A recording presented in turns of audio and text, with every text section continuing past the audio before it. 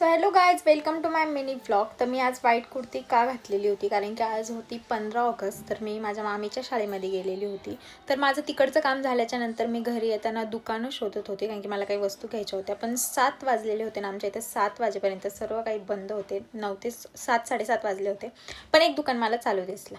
मग मी तिथून माझं सामान घेतलं. घरी आल्याच्या नंतर मग पटपट पोळ्या केल्या. आणि हो, मला फक्त नाकच फुगवता नाही येत, तर मला पोळी पण फुगवता येते. डायलॉग होता गायचा हा, पण हां.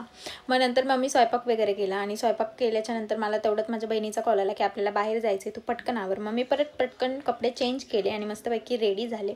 रेडी झाल्याच्या नंतर माझी बहीण पण तोपर्यंत आलेली होती. ती बघा मस्तपैकी आज छान दिसत होती ती, सिरियसली, कारण की ती असं कधी वेअर करत नाही, कुर्ती वगैरेच वेअर करते जास्त करून. पण छान वाटत होतं तिला आउटफिट.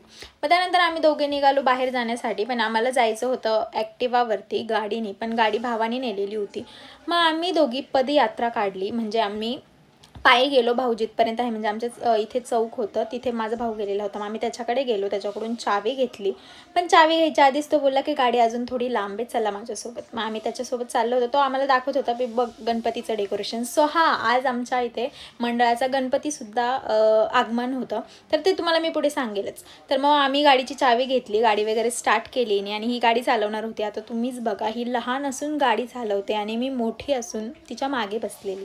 म्हणजे मला पण गाडी चालवता येते, पण रस्ता रिकामा पाहिजे मी गाडी चालवत असताना, कारण की मला भीती वाटते जरा. पण येते मला गाडी चालवता. मग आम्ही निघालो तिथून आणि पहिले थोडं पेट्रोल वगैरे भरलं, कारण की आम्हाला जरा जास्तच लांब जायचं होतं. आम्ही भगूरला राहतो आणि आम्हाला नाशिक रोडच्या पण पुढे जायचं होतं.